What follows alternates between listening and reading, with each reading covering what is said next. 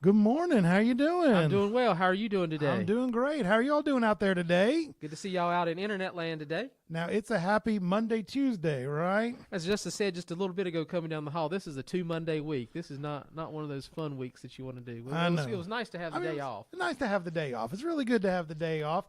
God decided to say, let's have the day off. Enjoy that day by giving us a full day of rain. That's right. Not just like that afternoon rain. Whole day, all day. All day rain. So hard rain too. I don't know about the limbs in your house or not, but not in your house, hopefully. But we had some limbs down, and I was sitting on the front porch yesterday watching it rain, and I heard a tree fall in my neighbor's yard in their backyard. I couldn't see it, but I heard it crash down and break some trees as it came to the ground. So we had some pretty heavy rain out our way. Well, we had the winds and the rains knocked my first habanero off of the habanero bush. But it was one that was already ripe. I mean, I was getting close to picking them. My recipe requires me to have like 8 habaneros, and so I was waiting for. I've got 5, 6 that are reddening up, and so I was like, if I can wait till the end of the week, I might be able to get all 8 of those ready to go.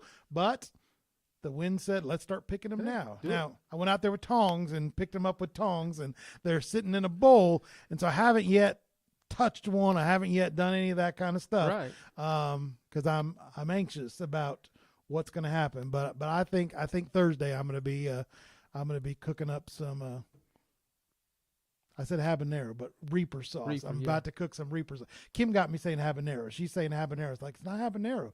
I was like, you look on the Scoville chart. Habanero is like, halfway, a couple thousand. I ain't even halfway. It's like a couple thousand, and Reapers are 2 million. So I still have no way of judging what's about to happen to me. But we're going to try to make some Reaper sauce come Thursday. So what are you going to do with this Reaper sauce? What's your plan with it? Well, the first thing is first batch. I got a buddy that works up at Liberty University, and first home game is this week, and so we're going to watch the band. I mean, the football people will play around the band in order to give them something to do, but so we're going to go up and watch the band and do that, and we're going to stay the night at his house the night before, and so he and I are going to see if we can't cry throughout the whole night trying to eat something with it. So we're gonna do that first, and we'll see how it goes. And then if it goes well, then we're going into production. Okay.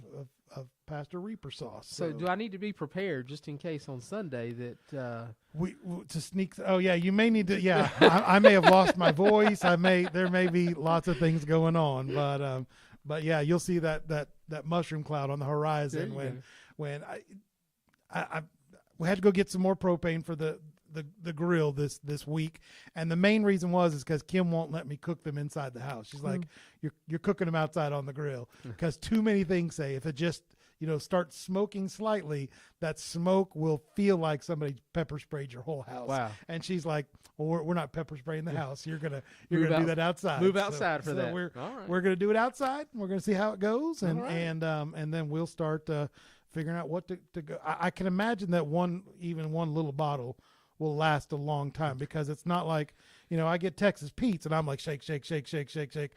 I've been told, don't do that. Yeah. It's like 1, 2 dots and then you're done. So I imagine that's what's going to happen, but I'm just curious. But a large part, I like hot things. I don't know if I like things this hot, but it's a Carolina Reaper and we live in the Carolinas. And so I'm just, when in Rome, and so I just thought that would be a fun thing to try out. All so we'll right. see. Well, let us know how it turns out. I guess we'll find out next week if you're able to talk. We will. And then, the next time we have like a church-wide fellowship, maybe we'll make some chili or something and have a label on it. Okay, so that bottle that you bring, it has like 3 or 4 X's or whatever on there, and the skull and crossbones. It's not nuclear waste. It's the Carolina. That's Reaper right. sauce. It'll be the So, Reaper okay. sauce if it works out. If it works out. All So right. we'll see. so no, but I'm looking forward to it. It'll be a good time. But yeah, it was a nice rain outside. Nice solid steady rain. For those of you that we grew up out in the Midwest, out in the plains, and you don't get rains like that on the plains. When it rains, you know, it's like a storm moving through, and that's why you get those tornadoes and all that stuff. But then it blows through, and you know, just a nice, steady, solid rain all day. You guys don't realize how big of a blessing that is. You know, it's just, you know, God's just watering. I got green grass, so. I get it. I understand. I like those long rainy days. Those are nice days. Those just kind of days where you can do that, especially if you want to take this time off and stuff like this. As y'all know, I've been dealing with COVID, and I would have loved more than anything to get outside yesterday and to do things outside, so I wouldn't have to run around with a mask on and everything. We're doing our best to keep our kids safe, and hopefully they don't get sick. But yeah, it's just one of those things. Yeah, it's good. It's good. So, you know, it was Labor Day yesterday, you know, and the ironic thing about Labor Day, we celebrate laboring by not laboring. By being off. But we all have to labor, right? We all have to work somewhere. And so I made our Facebook question about kind of us laboring, and the Facebook question is going to be in honor of Labor Day, and it's asking, what is the job that you had that maybe the most number of people would be shocked that, oh, I can't believe he had that kind of job. So what was the job that you had doing that stuff? And I know, because we're ministers, we talk about, you know, we use our life experiences. So usually those shocking jobs are jobs that end up becoming part of sermon illustrations and stuff. So, you know, we probably have a hint of it, but, you know, Philip Brown, shocking job. Shocking job. I referred to this when we were doing our COVID stuff outside, and we were having to tear down and put up, you know, on a weekly basis, our setup that we had outside. But I said, I would often refer to this. I said, this is a lot like carny life. Setting up and tearing down and moving on to the next place. You were the bearded woman. I was not the bearded woman. Okay, just checking. But during high school, I did work as a carny. All right. You know, in my hometown of Troutman, there was a carnival operator there. And I would go work for him some. You know, we would go from these small towns all around North Carolina, from Faith over in Rowan County, Mooresville, Bakersfield, Burnsville, Spruce Pine, those kinds of places. And we would take this little traveling carnival that had, you know, tilt-a-whirl, little roller coaster, scrambler, swings, and that kind of thing. And we would set up in a parking lot or a field somewhere and do the carnival for a time and then tear it down. Excuse me. And move on. So I was carnival. I was a carny guy for a while and enjoyed that. So I was he gave me the question earlier today, and I said, well, I already told people I was on the radio, so I can't use that. And so I've been sitting here thinking since then, like, what am I going to tell them? Because, you know, my first job was at I did Subway. Right. Actually, the carny stuff was my first job. Subway was my first legitimate job, where this crazy person called FICA took stuff out of my paycheck and stuff like that. You know, I didn't know who FICA was until that first job, and realized they want to take a mighty big bite out of my paycheck. So yeah, but the carny job, I guess, really was my first job, and going out with the Williams, and that was the family that owned it, and doing that. So it was fun to go and do that, and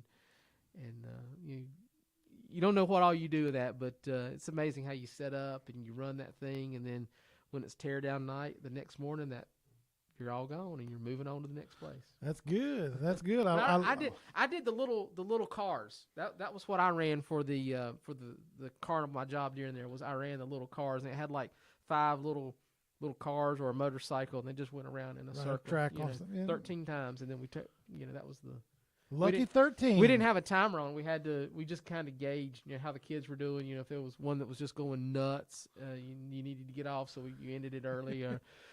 But yeah, I did the little cars. So. All right, that's good. That's good. So, what about you? What do you want to tell us about? Well, if you've got good stories on there online, you drop down your good stories. Yeah. All right, let us know what you've done.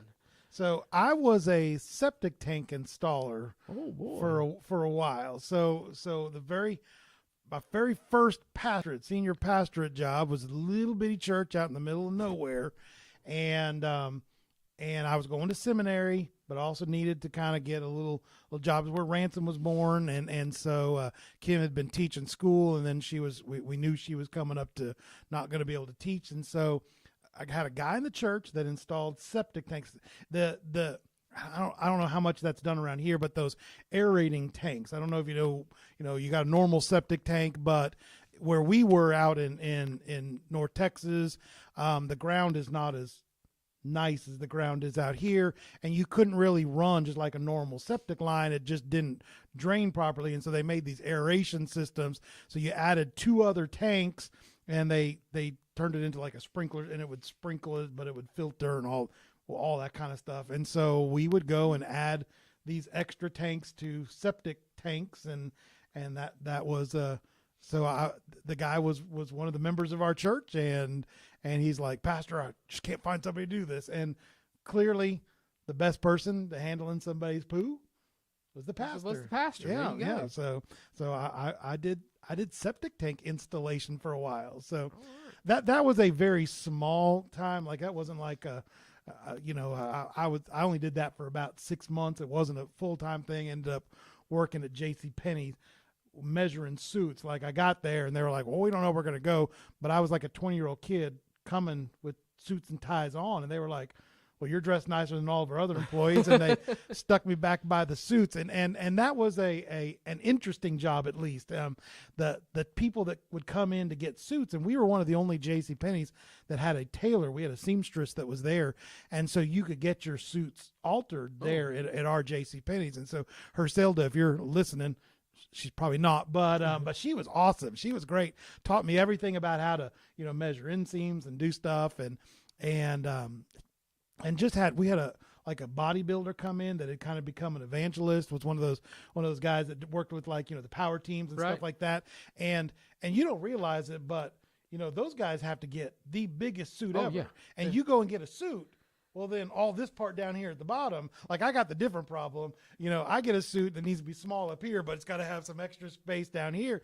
Those guys, he's got like a 32-inch waist, but we're getting him a 56 coat in order to handle it.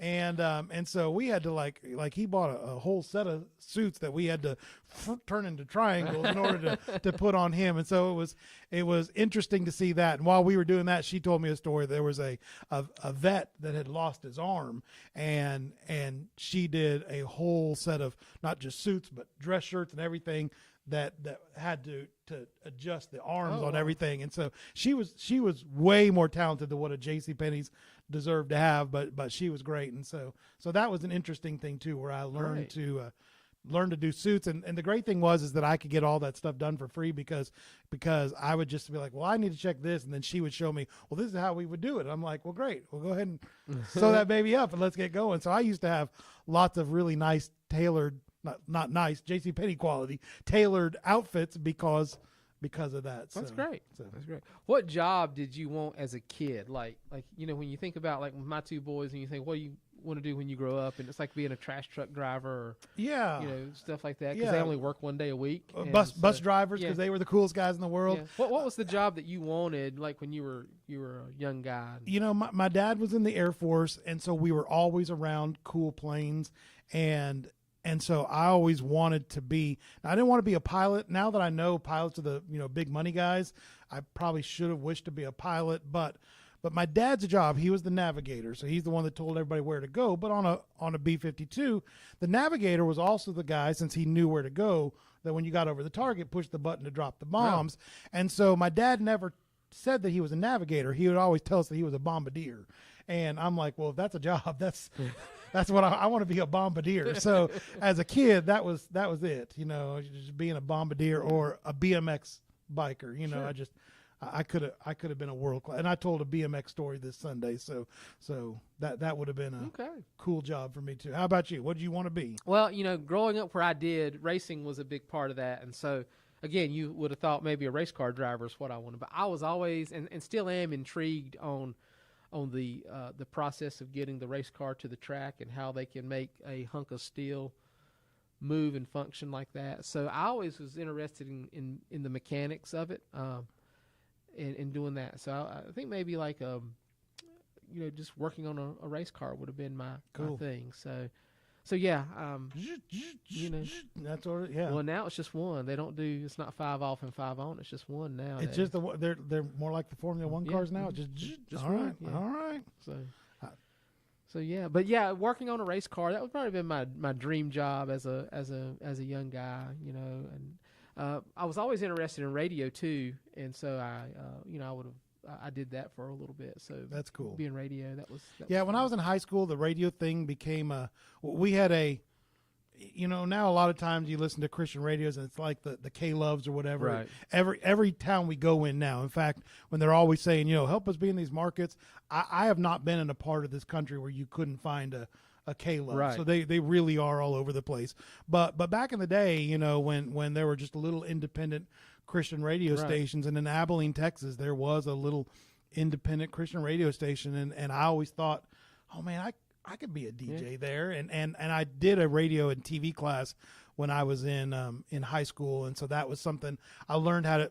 I mean, all the skills I learned are now useless because I learned how to edit videos on tape. And so the things you had to know how to edit on tape no longer apply Right. to what you do on computers, but learned how to do that and got to go to the radio station and interview some of the people that you would hear week in and week out, and it was really neat to be able to be there and to hear them. I didn't get a car. I didn't get my driver's license until I was a senior, and so that kind of hampered my ability to Wow. get to a place to go do stuff. But they were like, well, we'd like a young guy and just couldn't get there on a regular basis. But yeah, that was something that intrigued me when I was younger. Yeah. I remember I never got to the point where I spun vinyl, the way they used to do. But I do remember working at Carolina Superstation Country 105.7 WFMX. I remember when we went digital, and we no longer had to use reel-to-reel tape to do our spots and things like that on, we had the CD catalog was then on a computer, and we just had to use a mouse and find it and click it. It was a unique thing there. So yeah, that's cool. That's good stuff. I like it. When I got a little bit older, I would love. I've written quite a bit. Like when I write stuff for church, obviously when we write our sermons and the things that we do, and I know a lot of pastors when they say I want to be a writer, I'm a writer. Their writers is just for the most part it's their sermon Right. stuck into a book. But Kim and I challenged ourselves. I was 15 years ago or so to write books. We were gonna write a fiction book. Each of us were gonna do one, and I actually finished mine. I wrote it, and there was a long time I was like, well, God, maybe this is where you want me to be. I'm a real huge fan of C.S. Lewis. Grew up with him as a kid. And that whole idea that you might be able to write a book that's a Christian book, but with Christian themes and Christian motifs, but something that was popular enough that people would write it and give you the opportunity to be able to be in a space that a pastor won't normally be able Right. to be in, was something that was really intriguing to me. And I thought, this would be great. But, writing books is not just about, hey, I wrote a book. There's a whole lot of other stuff that goes on to it. And so never got around to being able to publish it, looked into self-publishing, and that's more of a headache. I wouldn't be able to do ministry anymore. You Right. self-publish something and then you're now married to that book. And so I didn't want to do that. We had a cooperative publisher that was in Oklahoma City and thought, maybe we'll go this direction, had some good conversations with them. And then about a year after I had talked to them, they found out there were some IRS issues going on and they were shut down. And some of the people that had actually signed contracts with them were having a hard time getting access to their materials anymore. And so I've got this book that I wrote that's just kind of sitting on the shelf somewhere. It's never been professionally edited. I know Kim could do it, but she's never, I was like, she's not going to waste her time Right. editing a book if we're not moving somewhere with it. So, I'd always thought that would be a great thing to do. I do a lot of those narrative sermons, and those are things that I sometimes feel that would be something neat to put together in a book that people could read. Like, I've probably done 15 Christmas ones now, and doing a little Christmas book and putting it out there. And so that was something that always intrigued me. I would have liked to have done something. I've had a few things published here and there. There's a writing group called Faith Writers, and it was a way to encourage Christians to write. And so I don't know, I haven't done it in about 5 years, but they would give you a topic. Here's a topic, and you would write a short story about that topic, and then they would put them out there anonymously, no names on it, and you would vote on which ones you liked the best. And as you got voted, you got promoted up. Okay. They had 4 different, from entry level up. But if you were voted the number one person in your level, they would save those, and at the end of every quarter, they would publish all those short stories in a book. And I ended up having, I don't know, 4 or 5 of my short stories published with them. But at the time, it was like self-printing books out and stuff, and so we never bought any of the books. And I'm like, I should have bought some of those. but at least I could say, I've had about 4 of my short stories published at some point in time. So that's something that was always interesting to me, but once again, never going to be a reality, but something that I would enjoy doing. Right. That's cool. Yeah. Well, that's a lot of talking about, our work, but, we do that because we really do appreciate our laborers out Sure. there. I know in many ways you're going to hear people talking about, about Labor Day and making political hay out of it. But for us from the church, it's just a valuable thing for us to celebrate people out there going and doing a good day's work. Yeah. And so we thank all of you that do a good day's work, and then, follow up that good day's work with the things that God calls us to do in the church with our tithing and things like that. It's a blessing to us. And so we celebrate you guys today. Yeah. Thank you. Yeah. So wanted to do, and that would have been a great transition into our Bible story. But before we do that, really wanted to talk about, we've got a full calendar coming up, not just September, but September, October, November, December. Things are picking up, and we want you to be a part of it. We want you to get involved. I mean, starting this week on Thursday, we are doing our second installment of the Chosen video. We're going to watch it together. We're going to pop some popcorn and sit down and watch it together in our fellowship hall. Want to encourage you to be a part of it. But we're actually going to be, and we're going to be connecting you with some people this week with different places where some of those Bible studies might be taking place. Because in the future, we want them to happen in people's living rooms. Sure. We may have one that's going to happen here at the church. Some people that are just like, I don't have the technology to do it, but we can do it here at the church. But we're going to be doing the second one here, and then we're going to do the season finale together here at the church again. So just some opportunities. But our goal behind this is not necessarily this Chosen. The Chosen thing is nice because they've done their own Bible study, connected with the videos. It's all prepped. You don't have to do the teaching part, because you can watch the video together and then you can discuss it. You can talk about it. But what we're really aiming for right now is a way for us to get together and continue to build fellowship in the church. We're always going to have, things going on in every church that you're a part of. But what a lot of churches are experiencing right now post-COVID is this deficit in fellowship. People are struggling to have that fellowship as tight as it was before COVID. And a lot of that is just psychologically, we've been trained over the last couple of years to stay away from each other.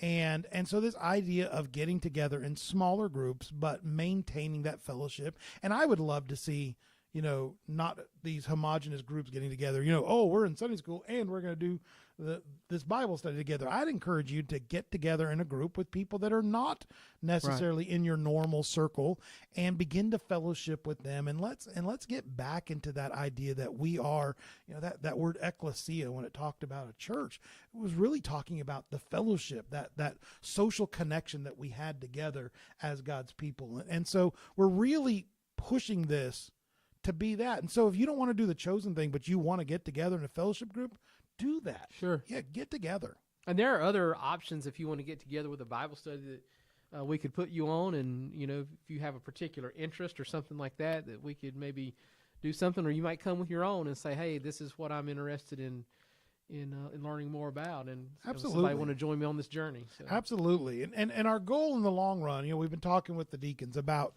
doing some spiritual foundation, some spiritual formation stuff that's coming up. It's just, we thought the Bible study we were looking at really is a little bit deeper Right. dive to just jump right in. And what we're asking is before we take a deep dive in, like you do when you get into that new pool when it's a little cold, you take a little step at a time Right. before your body gets acclimated. And then you make that one deep plunge, when it's like up to your belly level, you make that one deep plunge and you get into it together. So right now we're kind of going down the steps a little at a time, getting our feet wet. And we just love for you to be a part of that. I think there's a value to in some of the seasons that you are deep diving and going down and diving to the deep end. And there's value in just coming back many times and just being there in the shallow end of the pool and just, popping around but then you go back into the deep and stuff like that. I think there's value in your ebb and flow to your discipleship life like that, because if you're always in the deep end, you're never going to catch your breath and you're never going to have a time to kind of come up and refocus and look around and check that out. So yeah, I mean there's a time when you can go deep and there's a time when you can go wide, and Yeah, and so that's so valuable for us. And then we've got some other things. We've got church council coming up Right. this next Sunday. And so if you're a part of one of our committees or groups or things like that, we'd love for you to be a part of church council, just trying to lay out, what do you have on your schedule coming up? What are some things that we need to know about? And there's all those little things that go with it. I mean, we're getting to the time of looking at budgets and looking at, new committees and all that stuff that's coming up. So great time for us to get together. So if you're a part of one of those things this Sunday, you're going to be down in the fellowship hall doing that. Love for you all to be a part of that. And that kind of gets us, moving in a direction. October October is almost here. I mean, homecoming is starts off. We've got a concert going on in October. We've got Dr. Scott Thompson from Fruitland Baptist Bible College, who's going to be our homecoming speaker. Looking forward to having he and his family down here with us. And then the Mylan Hayes family later on in October will be doing a gospel concert. And then we have Pumpkin Patch and Trunk or Treat, and who knows what else going on. Yeah. And I know, like the ladies, like our women on missions, one of the things they remember, like when the Pumpkin Patch came in last time, they were actually, it was a third Sunday. And so the ladies were actually meeting, and all the men were like, well, we'll come up and do the Pumpkin Patch. No problem. And we started unloading that truck, 5 hours later. The women are coming out like, we need to bring you water. We need to do stuff. And the women have decided this time, you know what, we're just going to make a night of it to make the whole thing easier. And so they're going to prep some food. They're going to prepare food so that we can come up there. They're going to be there with refreshments and beverages. And then hopefully, people keep asking, what day is it? We won't know until about a week before. Yeah. They'll give us a heads up saying, hey, we're loading your truck. All right, your truck is on the road today. And it should be more predictable than last year. If you remember last year, we had that huge truck shortage where there was just, and so it was just so unpredictable because honestly, trucks driving for Walmart and stuff was just making more sense for those truck drivers than driving pumpkins across the country. And so it was a little unpredictable. And so we should have a better go of it because things are a little more stable this year as far as that infrastructure part of the trucking part. And so we'll know when that's coming up, sometime early October, mid-October, and we'll let everybody know. And then we're doing 3 weekends of Pumpkin Patch this year, which is going to be great. And if you didn't do Pumpkin Patch last year, man, you missed out on just a phenomenal time. We talk about in all the things we do, we want to have outreach. We want to reach people with the gospel, reach people for the church. And the problem with a lot of our activities, they're, you have a bounce house and, those kids are, and they're in and out so fast, you really don't have a chance to catch your breath and say, hey kids, we're doing this. But at the Pumpkin Patch, I mean, we would have long, good conversations with people. And it was just a great opportunity. Families would come out with their kids, all of them. Usually it was mom, dad, and their kids, or grandparents and grandkids, or something along those lines, and just come out and have a good time, look at all the pumpkins and give them a measuring tape and let them know how to do it. And you just had the opportunity to talk to some folks and get to know them and engage with them. And that's what this opportunity is. It's not about selling pumpkins. And that'll be something that we hopefully get decided this weekend on where our proceeds will go. We don't do the Pumpkin Patch to pay salaries or a light bill or a water bill or anything along here. The money is brought in and it is literally turned right back around as soon as we get the the final deal and the checks are cut and signed. As a church, we're doing it because we want to make contact with the Right. community, and it's a great way to make those contacts. You know, the business side of it, obviously, the people growing the pumpkins, you know, they get money for growing the pumpkins, Sure. and then everything that's left over, some communities and churches use it as a fundraiser. We simply take that money and we give it back to the community in some way. And if you've got thoughts of where you think that money could be helpful and useful, send that information up to the office, put it in the comment below, and it doesn't guarantee that's where it's going to go, but we sent it out to 2 or 3 different places last year, Right. and we look forward to doing that again this year, and it becomes just a way for us to share a blessing with some other people. And so that's coming up. And then just, you know, as we go on beyond that, so many different things. We got a choir that we're putting together for homecoming. Sure. So if you haven't been singing with the church in a while, man, we want you to come back and sing with that. I think we're working on having a guest choir director that's going to help us with that. And so give us an opportunity to really enjoy having that choir that's getting together. And so the choir is going to practice on those Wednesday nights as well, but we'll tell you exactly which Wednesday nights that will have choir practice for homecoming.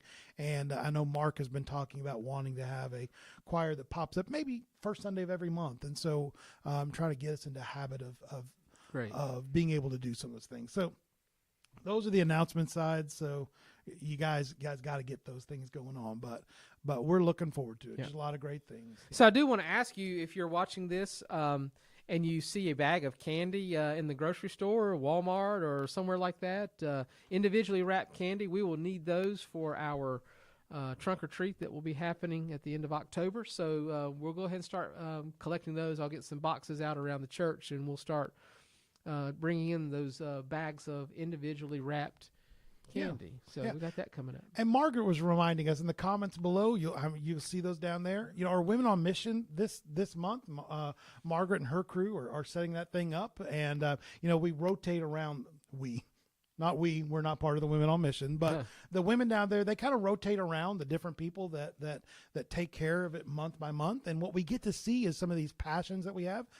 Margaret helps with a shelter that supplies supplies for The Storehouse for Jesus. the Storehouse for Jesus, and what they're looking for are hygiene products that we can share. And so she just wanted us to remember, hey, bring those things up here to the church. There's boxes around here, and so bars of soap and you know, and things that they can use, Toothpaste, deodorant, toothbrushes, shampoo, soap, that kind of thing. all those kind of things are great, and it gives them an opportunity to share that. Basically, people will come and they'll have food and other things, but what they say they often don't have is enough of those type of hygiene products to be able to share with people that are there.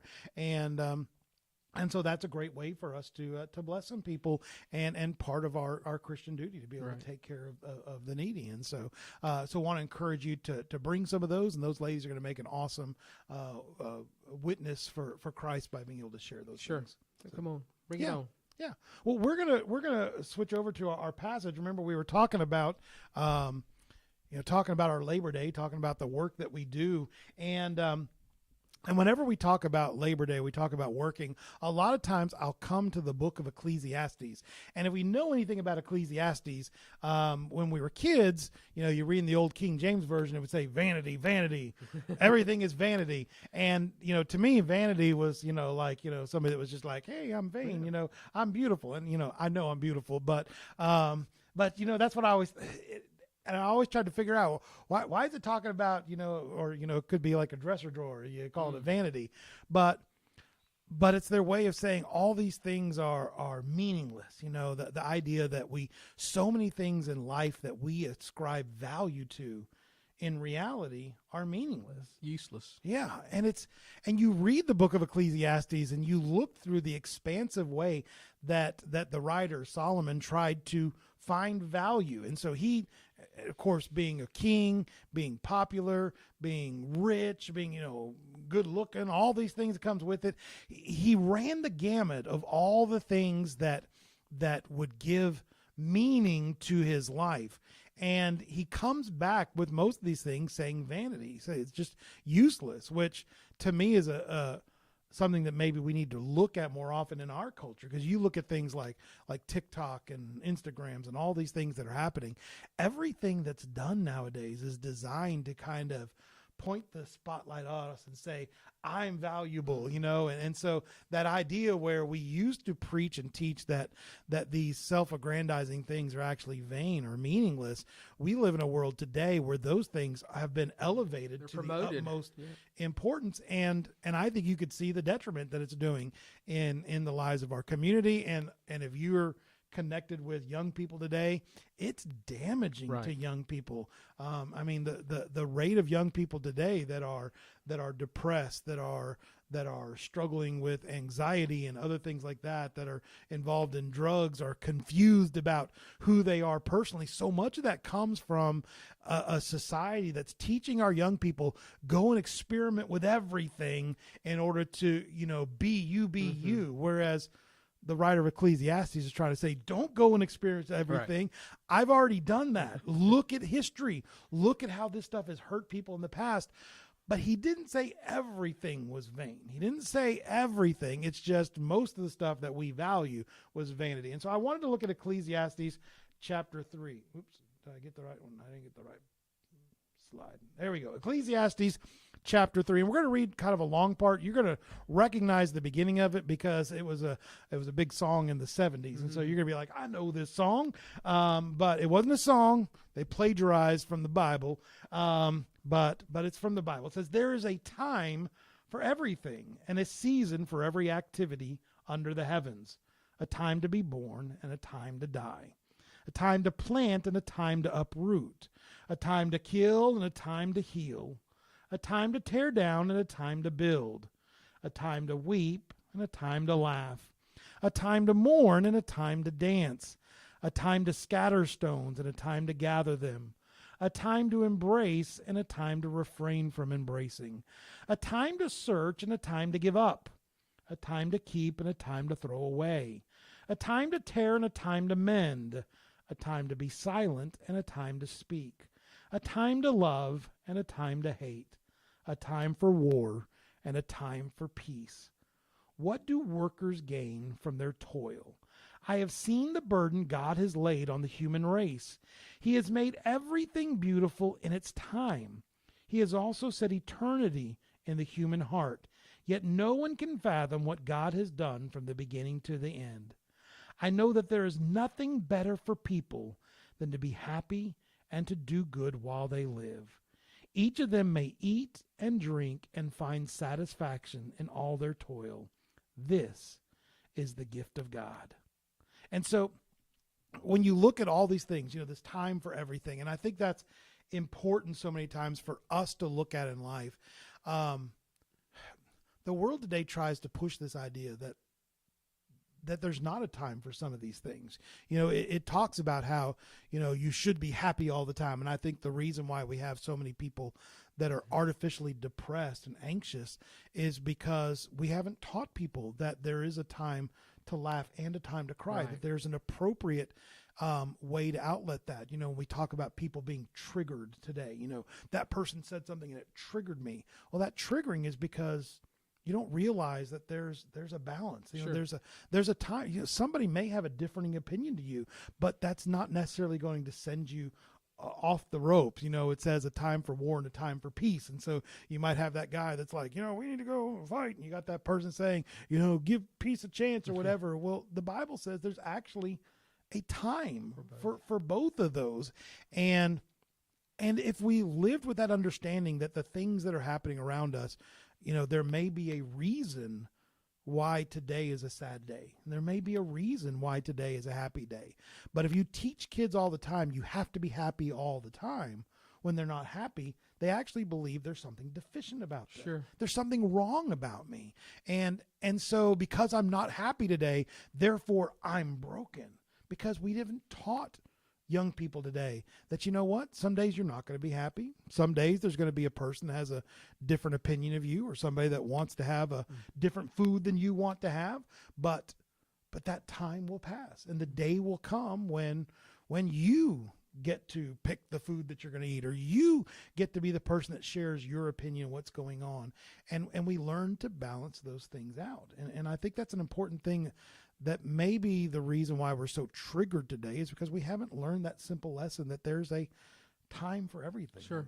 Yeah, that's I don't think we recognize, and as you're a parent of adult children now, and I am not the parent of, I'm a parent, but I'm not adult children. So I read a disturbing stat yesterday or the day before regarding the number 2 reason for death amongst 10 to 17-year-olds is suicide. Yeah. And that shook me to the core, because my oldest is 10, will be 11 in a few days. And he's like entering that time frame where the second leading cause of death for kids in his age group is suicide. Yeah. Yeah. Not.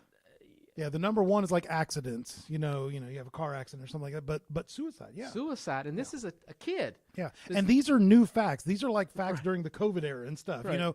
That suicide is more deadly to young people than any disease you could think of. Yes, and that just blew my mind away when I read that, and it shook me to think, okay, I have one that is going into this age, or is in this age bracket now, that I have to be aware. When I was a kid, I don't know when I was ever confronted with suicide, and never thought that it was a legitimate way to handle something at 10 years old.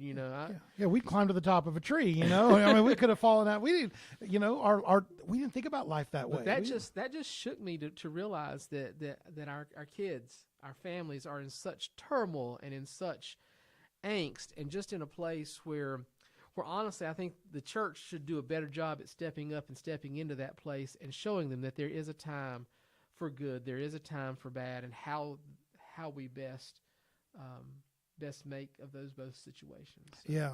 And what I love about this passage, so for my Labor Day people that are out there, for us looking at our kids and trying to figure out, what do we do with our kids today? And honestly, I think in a lot of places, in society in large, we coddle our kids, Sure. You talked about how, your parents sent you off to the carnival to go work with the carnies by the time you were 10 years old. There was a day, you were working the farm, if you were in a big family, the older kids were raising the younger kids and, caring for them, doing all the things that they were supposed to do. You had chores and jobs and Dave Ramsey talks about, he's like, I never give my kids allowance. The very word behind allowance lets you say, I'm allowing you this because you're not capable of something. It's like, my kids get a salary. My kids know that if they work, they get paid. Mm-hmm. And so they're not getting an allowance. And he's like, that just even the word behind it makes kids sound like, hey, you don't have responsibility. Right. But he's like, my kids know they have responsibility. They get paid for doing the things that they're supposed to do. And that idea of kids getting out there and working, nowadays it's like, hey, kids here, kids expect to have a car. They expect to have, a phone. This idea that a kid's like, this is my phone and you can't have it. And I'm like, nope, that's my phone. Yeah. I'm paying for it. You go get a job. You go take care of your stuff. And in this passage where God's saying he makes everything beautiful in its time, right after there was that whole passage of a time for these opposite things, and God saying he makes things beautiful in its time, which means whatever's happening around us, God has a way of making something beautiful about it. But he goes on as he's building off that idea of God makes it beautiful, that God has this time for everything. We can't understand God. And it says that each of them, that goal for us to be happy and to do good, it says in verse 13 that each of them may eat and drink and find satisfaction in all their toil. This is the gift of God. That ultimately what the writer of Ecclesiastes is saying, all these things are vain. And the thing that he says is not vain. He's like, go home, eat, drink, go and take care of your life and find satisfaction in your work. Mm-hmm. That's the gift of God. Find satisfaction in what you do. I like the Mike Rowe when Mike Rowe talks. And Mike Rowe, he will often say, people always say, follow your passions, follow your passions. And Mike Rowe says the opposite. He's like, don't follow your passions. He's like, don't go get a job that follows your passions. And I know that sounds weird, but his argument behind that is your passions should be the things that you want to do, the eat and drink parts, the things that you want to do that. But go get the sort of job that will allow you to do your things that you're passionate about. So if you're passionate about playing the guitar, in reality, becoming a professional guitarist is probably going to be the worst way of freeing you up to be able to play the guitar. Go and work. Be satisfied in your toil. Go do your job. And then when the day is over, go and be a part of your passions. Play the guitar, show up at your church and use that talent for them. Go and do that art or the other things that you have. But be satisfied in your job. But we have a whole meme mentality about work, the guy that's in the cubicle and just depressed and sad in the cubicle. It's like you don't have to be that. Just because somebody says, "Oh, you're doing that soul-sucking job," doesn't mean you have to treat your job as if it's a soul-sucking job. Right. If it's a job and it's feeding your family, it's allowing you to eat and drink and do the things that you love doing and support your church and care for your family, then don't come away from that job saying, "Oh, it's a soul-sucking job." Come away from that day of labor saying, "I'm satisfied. I did the work that I needed to do to feed my family and to care for the people I love," and go home and be happy about that. And I think if more of our kids had that mentality and attitude, that they would leave school, they would leave the work they're doing, and not at the end of the day feel worthless because, well, I didn't get to do what I was passionate about. It's like, but did you do the things that you needed to do to care for the most important things in your life? If you did, be satisfied with that. Right. Be happy about that, and go home and be excited that you've had the ability to care for the people that you love and to pursue your passions in the time that you have with you. Right. That's some great stuff. I think about that when a large part of my ancestors, worked in cotton mills throughout North Carolina, up and down the Catawba River and stuff like that. And I see what life was like. I'm interested in the Carolina Thread Trail and what happened in these cotton mills and that sort of thing. And I think they didn't enjoy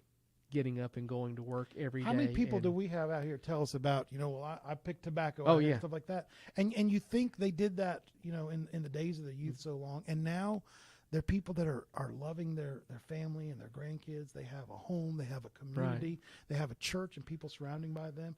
They went out and they did the hard labor that eventually turned into them becoming the human beings they are today. Sure. And so there's a lot of value in work and in laboring. Yeah.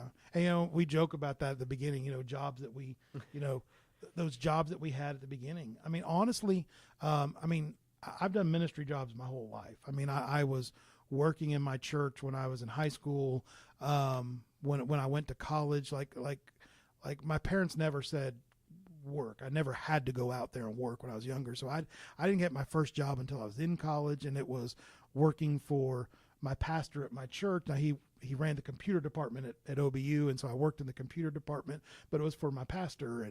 And then after that, I was a youth minister, and then and it was all ministry. And it wasn't until kind of we started planning churches and I had to start working bivocationally that I got out there and started working at the Hobby Lobby warehouse in the middle of the night, the dead man shift, and then started working at the bricklaying company. And working that bricklaying company did two things. One, it wore me out. So that on Sunday mornings, I'm like, I don't know if I want to go to church today because I was tired. And I understood why sometimes a Sunday school teacher calls you Sunday morning and says, I can't make it today. When I was younger, I used to say, it's your job, get here. And I realized that. But the second thing it is, I found joy in just the work. Kim would always get tired because we would drive past places like, I built that building, and she hated it because she hated that job. I sold paint for a while, and when I'm riding down the road or somewhere, and I'll say, I'm telling the kids, and they don't care about what I did or anything like that. And I'll say, and one of the jobs I did, this will be your wife will love this. When I was working as a paint salesman, we sold paint to the Karen Studios, which a lot of people around this area will know the Gnomes that Tom Clark, professor at Davidson, created and everything like that. But I would walk into a store like Belk and places like that would have the gnomes for sale back in the day, and I was like, oh, that's like red 42 and blue 13, and I would go through the colors on that, and people would think like, is this a nut job or something? But I was like hands on in that. Yeah. And there's a satisfaction in that. You know, that was it hard? Yeah, it was hard doing those things, but to be able to look at something and say, hey, that's a finished product. You know, sometimes as a youth minister, you didn't get that satisfaction. You know, you worked with these kids and then they went off and you're like, I don't know what's going to come of those. But to just sometimes be able to look at a school and say, and for me, like I was the forklift driver. And so I didn't lay a lot of bricks. So it would be like, I built that column. Right. You know, it was that one column, that I built. I built that one column. Everything else was somebody else that was more talented, but that's where I was. But there's a satisfaction. And as much as we would get frustrated at those times that I was doing so much bivocational work and had to do the church on the weekends or in the evenings, there was still that time when Kim and I would just have to say, thank you, God, for allowing us the opportunity to keep doing the ministry at a time or a church. And a lot of the churches I worked at were not churches that could afford a full-time minister, but often the places where you have to have a part-time minister are the places that need those churches the most. Sure. And so we felt blessed that God would put us in a place where we could toil but still do the work of God. So, good deal. Good stuff. All right. Well, we're going to close in prayer, and we went maybe a little bit longer than we normally do today, but I hope you enjoyed it, and encourage you to share some of your stories in the text below, and we're going to see, Philip, you up to praying? I think I can do it. All right, let's do it. Lord Jesus, we thank you for the opportunity to work and to work for our own benefit and to work for your benefit. And so, Father, wherever we are going through the rest of this day and the rest of the days of our lives, let us do what we do for you. Let us bring value to our families and to ourselves, but let us ultimately be the reason that we do what we're doing, because we want to serve you with everything that we have, with all of our heart, with all of our mind, with all of our soul, with all of our strength. We want to serve you. It's in Jesus' name we pray. Amen. God bless you all, and we look forward to seeing you all soon, Wednesday night. Okay, see you soon. Here. All right, see you then. Bye.